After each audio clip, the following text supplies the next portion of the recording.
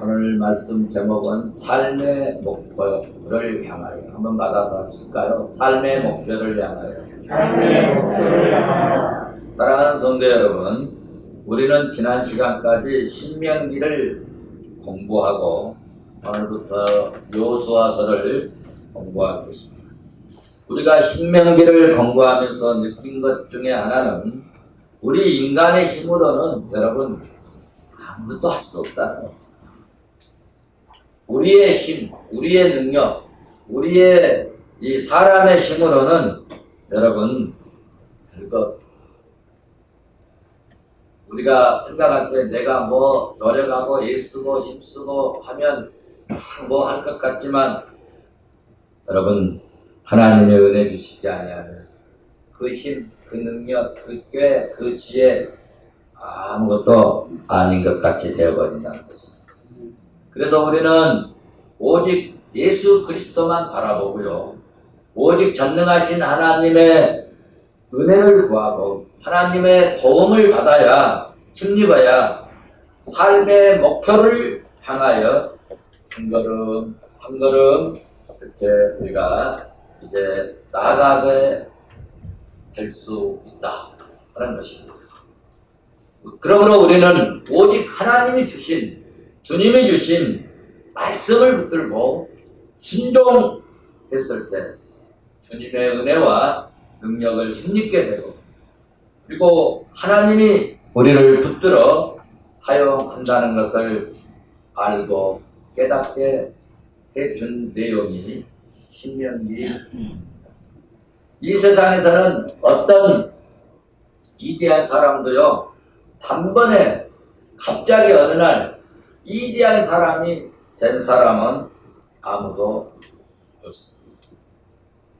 다른 이들이 잠자고 있는 순간에 다른 이들이 놀면서 시간을 허비하고 있을 때 깨어 앉아서 육체의 고통과 실험하면서 믿음으로 연단하여서 자신을 발전시켜 나가면서 하루 이틀 한 달 두 달 1년 2년 그렇게 세월을 보내는 동안에 마침내 존경받는 자리에 승리하는 자리에 오르게 된 줄로 믿습니다. 역사적인 위대한 지도자 모세가 오늘 1절 말씀 보니까 죽었다. 세상을 따랐다. 모세의 후계자로 여호수아가 때를 이어 하나님께서 약속의 이 땅을 향하여 전진해 나가는 가정을 보여주고 있는 이 책이 있는데 그 책이 여호수아서. 저는 목회자로서 정말 이렇게 매일매일 하루하루 살다가 어쩔 때 굉장히 기쁘고 좋은 때가 있는데 흐뭇할 때가 있는데 언제인가 하면 불신자가 예수 안 믿는 사람이 전도를 받고 예수 믿고 구원받는 이 구원의 역사, 구원받게 될 때 얼마나 마음이 기쁘고 좋은지 모릅니다. 아마 예수 믿고 믿음으로 사는 사람들은 모두가 다 그렇게 생각할 줄로 믿습니다. 그런 마음이 있는 사람은요, 그 안에 성령이 계신 줄로 믿습니다. 그 안에 내 마음속에 주의 영이 임재하고 있고요. 또 그 마음에 우리 주 예수 그리스도가 자정하고 계신 줄로 믿습니다. 이런 사람은요, 확신할 수 있는 게 구원받은 사람. 이 세상에서 불신자가 예수 믿고 구원받는 일보다 여러분 더 귀한 일은 없는 것입니다. 하나님이 얼마나 이 일을 기쁘게 여기셨으면 이 땅에서 죄인 한 명이 돌아오면 예수 믿고 구원받게 되면 하늘에서 여러분 잔치를 배설하십니다. 또 전도하면은 옳은 대로 사람을 돌아오게 하는 자는 하늘의 별같이 영원토록 빛나게 하시겠다고 다니엘서 12장 3절에서 말씀하셨지 않습니까? 그런 의미에서 우리도 금년에는 선교에 더 힘쓰고 전도의 길을 삼는 역사가 있기를 바랍니다. 성도 여러분, 우리가 확신할 수 있는 것은 예수 믿고 구원받은 천국의 백성이 우리가 내 자신이 하늘의 자녀, 하늘 백성, 하늘의 시민권자가 된 줄로 믿습니다. 그러므로 우리는 이제는 더 이상 구원받는 것이 목표가 아닙니다. 어떤 분들은 구원받기 위해서 교회 오는데 아닙니다. 예수 믿을 때 구원이 이루어진 겁니다. 할렐루야. 예수 믿고 이미 구원받은 우리 성도들의 목표는 하나님 앞에 이제는 정결하게 살아가는 것입니다. 우리의 삶의 목표는 하나님을 영화롭게 하는 것이 목표이고 그리스도인의 삶의 목표인 줄로 믿습니다. 그래서 오늘 설교 저녁을 삶의 목표를 향해서입니다. 이스라엘 백성들에게 있어서 여러분 가장 바라고 원하는 이 목표, 소원이 있었어요. 그 소원이 뭐냐 하면 애굽 왕 바로의 밑에서 노임을 받고 해방을 받고 자유롭고 마음껏 하나님 한번 섬겨봤으면 좋겠다. 이것이 그들에게 간절한 소원이었습니다. 그러니까 모세가 바로왕 찾아가지고 우리 민족을 놓아줘라. 우리 민족을 놓아줘라. 뭐 하려고 그러냐. 우리가 마음껏 가서 하나님을 섬기겠다. 그 얘기 아닙니까?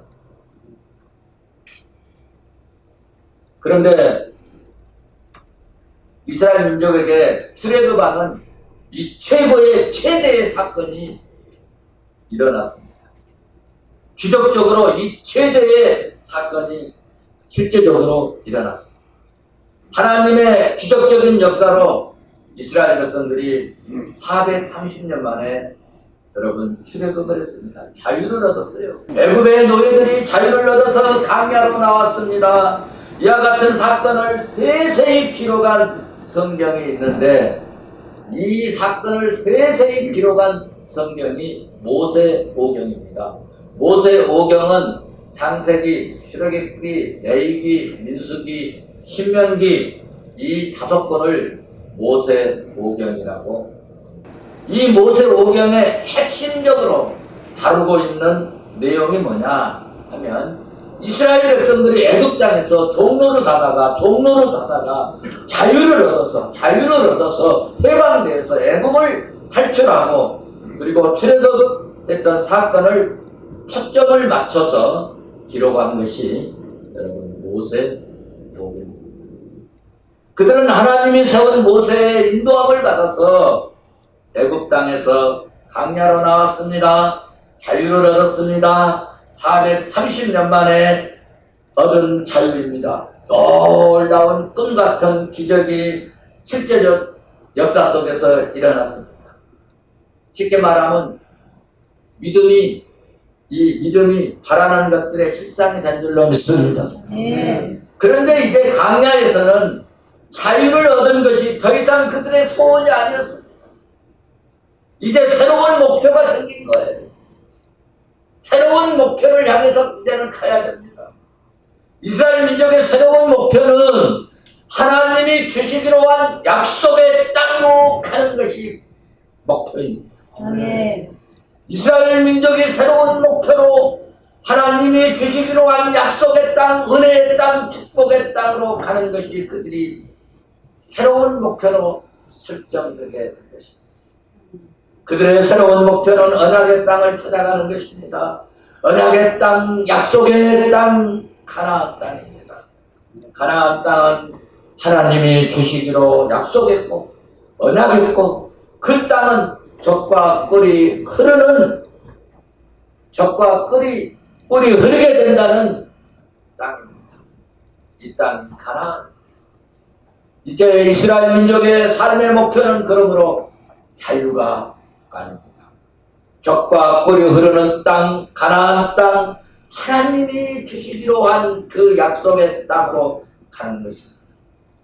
어려움이 있어도, 고통이 있어도, 괴로움이 있어도, 아무리 힘이 들고 또 힘이 들어도 여러분 그 땅으로 가야 되는 것이 이스라엘 민족의 목표요, 삶의 목표요, 그리스도인의 목표요, 하나님의 백성들이 가야 할 목표인 줄로 믿습니다. 이 땅을 입성해서 들어갔습니다. 적과 꿀이 흐르는 땅에 들어갔습니다. 모든 우상을 철폐해버리고 하나님이 기뻐하시고 하나님이 원하시고 하나님께 영광을 돌리는 삶을 만들어가는, 그래서 그렇게 사는 것이 그들의 삶의 목표입니다. 돈 버는 것이 목표가 아닙니다. 자유를 위해서 행복하게 사는 것이 목표가 아니라 하나님의 영광을 위해서. 할렐루야. 이런 문제를 다루고 있는 책이 여러분 여호수아서입니다. 여호수아서를 공부하면서 우리가 어떻게 살아야 할지, 내가 무엇을 바라보고 이것을 가르쳐 주는 것이 여호수아서입니다. 여호수아서를 공부할 때 여러분 믿음의 눈이 떠지고 영안이 열려져서 우리도 하나님의 뜻이 무엇인가를 분별하고 발견하고 이해하고 깨닫고 하나님의 뜻을 완전히 분별해서 하나님이 기뻐하시고 존귀한 삶의 목표를 분명하고 확실히 발견할 수 있기를 주의 이름으로 축원합니다. 오늘 본문에서는 역사적인 지도자 모세가 세상을 떠난 후 후계자로 여호수아가 등장을 합니다. 1절에 나오죠. 같이 한번 보실까요? 여호와의 종 모세가 죽은 후에 여호와께서 모세의 수종 눈의 아들 여호수아에게 말씀하여 이르시되. 아멘. 모세가 후계자로 여호수아를 안수하여 지난주에 세웠습니다. 그런데 오늘 말씀을 보니까 하나님이 그것을 인정하셨어요. 그래서 오늘 하나님께서 여호와의 종 모세가 죽은 후에 여호와께서 모세의 수종자 눈의 아들 여호수아에게 말씀하였다. 누가 인정했다는 거예요? 하나님이 인정했다. 여호수아가 어떤 인물이기에 그 많고 많은 백성들 중에서 선택받아서 모세의 후계자가 되었을까? 여호수아는 믿음의 인격이 매우 특출한 사람입니다.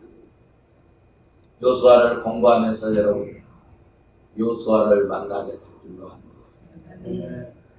민수기 14장 여러분 1절에서 10절 말씀에 가서 보시면 세상이 다 변하고 사람들이 다 변하고 사람들이 상황에 따라 변하지만 하나님의 약속은 변하지 않고 하나님의 말씀은 반드시 성취된다고 믿는 사람들이 이스라엘의 12지파 지도자 중에 여러분 딱 2명이 있었는데 그중 한 사람이 여호수아였습니다. 모세는 율법의 대표자로 상징되었다. 모세가 무슨 대표자? 율법의 대표자로 상징되었다면 여호수아는 이스라엘 민족을 가나안으로 인도하는 구원의 완성자로 상징된 인물입니다. 뿐만 아니라 여호수아는 예수 그리스도의 구속의 사역을 예시 혹은 예표하는 예수 그리스도의 그림자 같은 사람이라는 것입니다.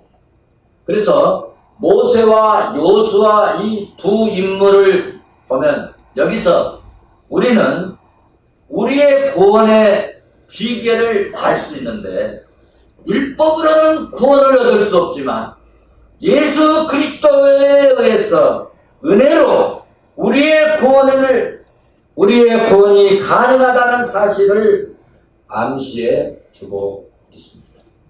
이해가 되십니까? 율법의 대표자 모세는 어디를 못 들어갔죠? 가나안을 못 들어갔어요.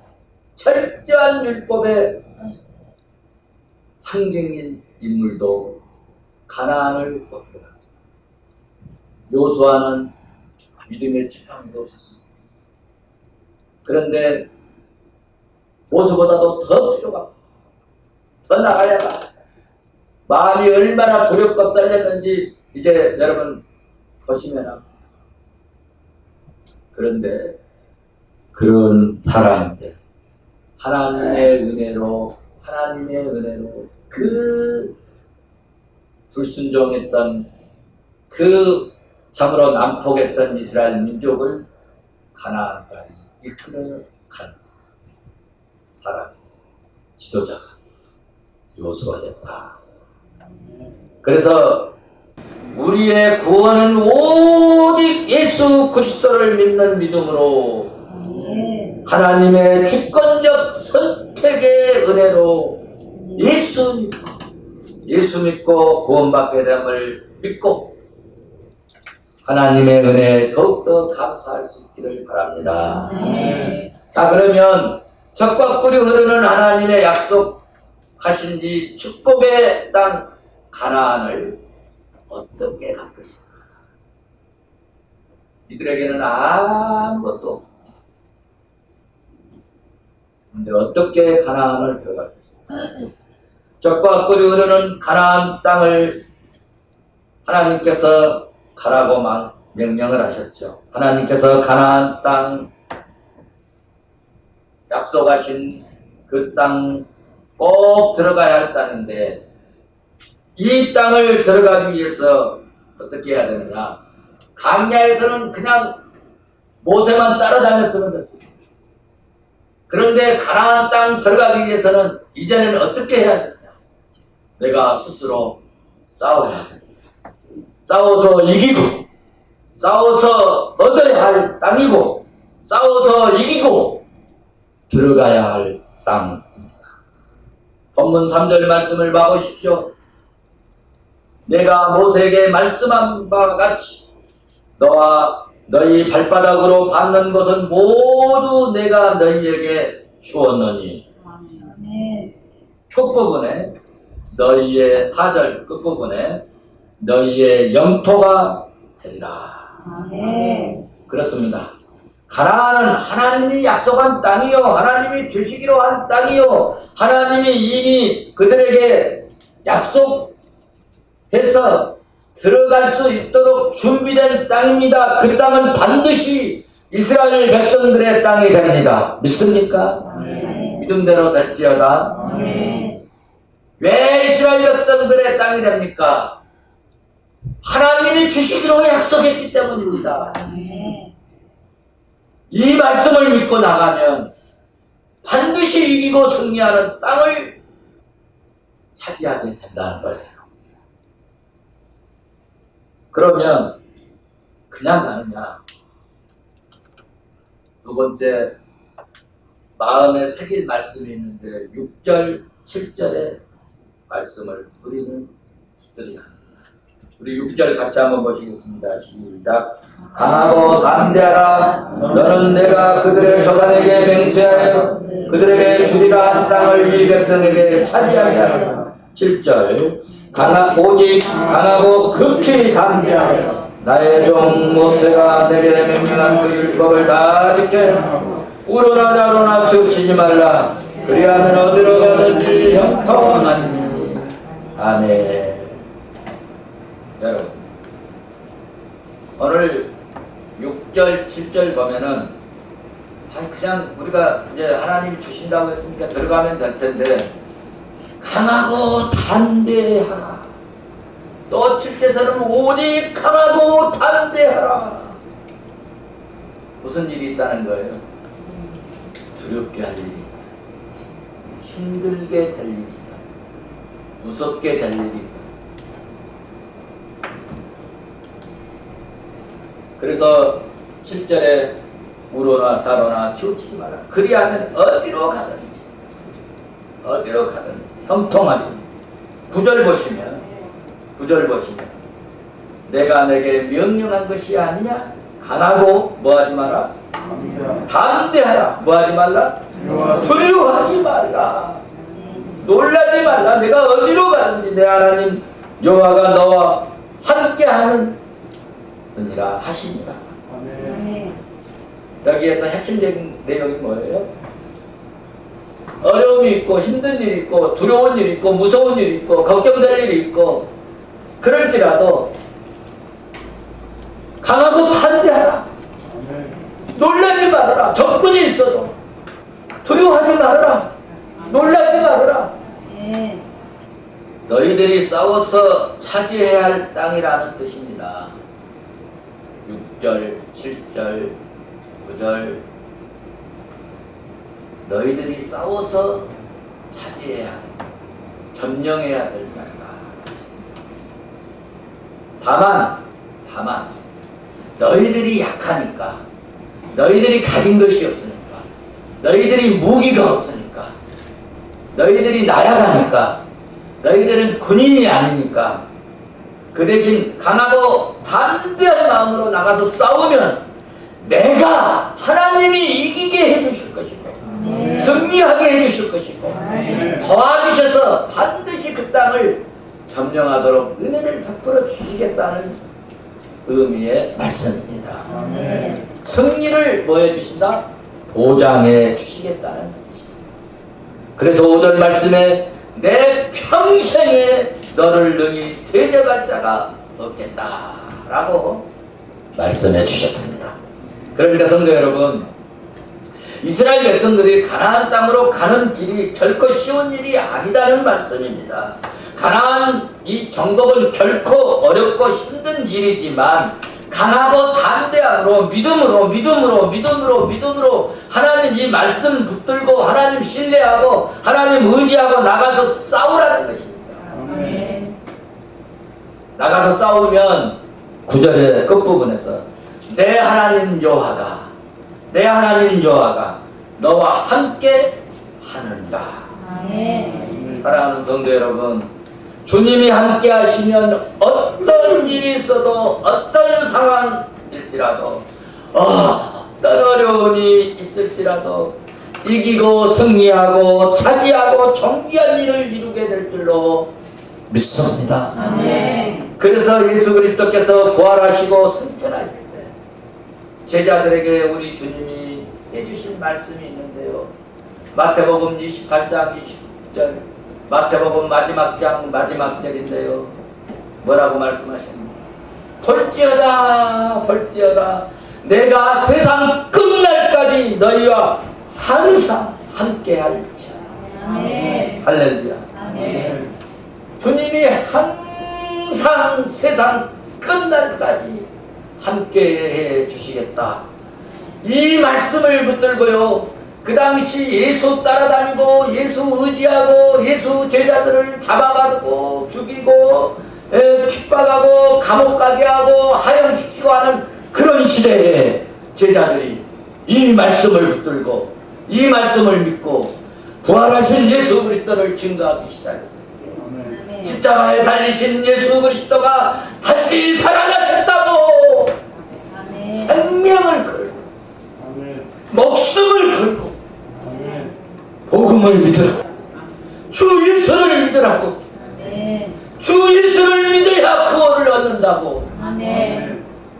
여러분, 그렇게 담대하게 복음을 증거했던 것입니다.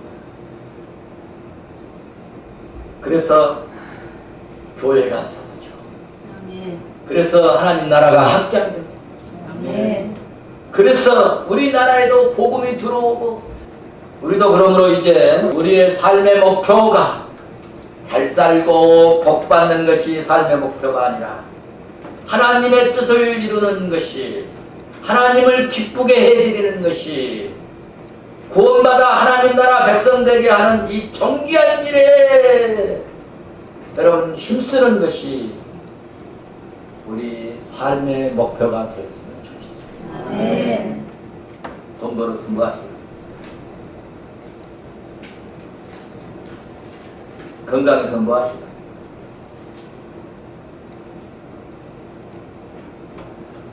존귀한 일에 돈도 쓰고 아멘. 건강도 존귀한 일에 쓰고 아멘. 내가 좀 명예로운 자리에 있으면 그것을 자주우지하는 그런